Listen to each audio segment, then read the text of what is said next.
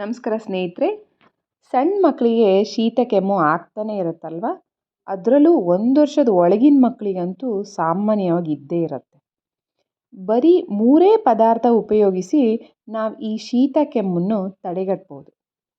ಹಾಗಾದರೆ ಆ ಪದಾರ್ಥ ಯಾವುದು ಮತ್ತು ಆ ಮನೆಮದ್ದು ಹೇಗೆ ಮಾಡೋದು ಅಂತ ಇವತ್ತು ನಾವು ನೋಡೋಣ.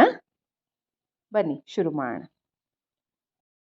ಮೊದಲನೇ ಪದಾರ್ಥ ಬಜೆ. ಈ ಬಜೆನ ನೀವು ಬಿಸಿ ಹಾಲು ಹಾಕ್ಕೊಂಡು ತೇಯ್ಕೋಬೇಕು.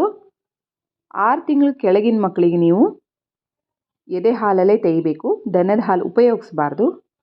6 ತಿಂಗಳು ಮೇಲಿನ ಮಕ್ಕಳಿಗೆ ಮಾತ್ರ ನೀವು ದನದ ಹಾಲು ಉಪಯೋಗಿಸ್ಬಿಟ್ಟು ಇದನ್ನು ತೇಯ್ಕೋಬೇಕು. ನಾವೀಗೇನು ತೋರಿಸ್ತೀನಿ ಅದನ್ನು ನೀವು ವಾರಕ್ಕೆ 2 ಸಲ ಉಪಯೋಗಿಸ್ಬೇಕು. 2 ಸಲ ಹಾಕೋದ್ರಿಂದ ಮಕ್ಕಳಿಗೆ ಶೀತ ಕೆಮ್ಮು ಅನ್ನೋದು ಹತ್ತಿರ ಕೂಡ ಬರಲ್ಲ. ಕಂಪಲ್ಸರಿ 2 ಸಲ ಹಾಕಲೇಬೇಕು ವಾರಕ್ಕೆ. ಎರಡನೇ ಪದಾರ್ಥ ನೋಡಿ, ಜಾಯಿಕಾಯಿ. ಇದನ್ನು ಕೂಡ ಹಾಲು ಹಾಕಿಬಿಟ್ಟು ತೇಯ್ಕೋಬೇಕು. ಮತ್ತು ಸಣ್ಣ ಮಕ್ಕಳಿಗೆ ಕಂಟಿನ್ಯೂಸ್ ಮೋಷನ್ ಆಗಿ, ಅಂದರೆ ಅದು ಬೇದಿ ರೀತಿ ಆಗಿದ್ದರೆ ಆವಾಗ ನೀವು ಈ ಜಾಯಿಕಾಯಿನ ಸುಟ್ಟುಬಿಟ್ಟು ಬರೀ ಇದು ಒಂದನ್ನೇ ತೆಗೆದು ಹಾಕೋದ್ರಿಂದ ಆ ಮೋಷನ್ನು ಕಂಟ್ರೋಲ್ ಆಗುತ್ತೆ, ನಿಲ್ಲತ್ತೆ. ಇದು ಒಂದನ್ನೇ ತೆಗೆದು ಹಾಕಬೇಕು, ಸ್ವಲ್ಪ ಸುಟ್ಟುಬಿಟ್ಟು ತೆಗೆದು ಹಾಕಬೇಕು. ನೋಡಿ, ಇಷ್ಟು ನಾನಿಲ್ಲಿ ತೆಗೆದಿದ್ದೀನಿ. ಇಷ್ಟು ತೆಗೆದ್ರೆ ಸಾಕಾಗತ್ತೆ.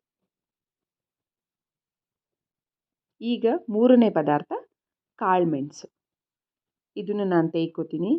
6 ತಿಂಗಳು ಒಳಗಿನ ಮಕ್ಕಳಿಗೆ ಒಂದು 3 ರಿಂದ 4 ಸುತ್ತು ತಿರ್ಸಿದ್ರೆ ಸಾಕು ನೀವು ಅವರಿಗೆ.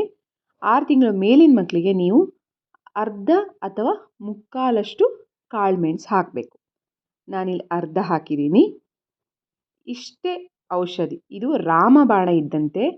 ನೀವು ಇದನ್ನು ವಾರಕ್ಕೆ 2 ಸಲ ನೀವು ಯೂಸ್ ಮಾಡಿದ್ರೆ ಸಾಕು.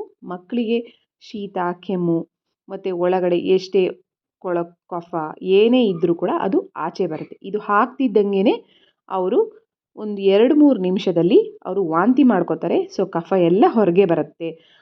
ವಾಂತಿ ಮಾಡಿಲ್ಲ ಅಂದರೂ ಪರವಾಗಿಲ್ಲ, ಅದು ಮಕ್ಕಳ ಮೋಷನ್ನಲ್ಲಿ ಅದು ಹೋಗುತ್ತೆ. ಇದನ್ನು 1 ತಿಂಗಳು ಮೇಲ್ಪಟ್ಟ ಎಲ್ಲ ಮಕ್ಕಳಿಗೂ ಹಾಕ್ಬೋದು. ಈ ವಿಡಿಯೋ ಇಷ್ಟ ಆಗಿದ್ದರೆ ದಯವಿಟ್ಟು ಲೈಕ್ ಮಾಡಿ. ಹಾಗೆ ಹೆಚ್ಚಿನ ವಿಡಿಯೋಗಳಿಗಾಗಿ ನನ್ನ ಚಾನಲ್ನ ಸಬ್ಸ್ಕ್ರೈಬ್ ಮಾಡಿ. Thank you.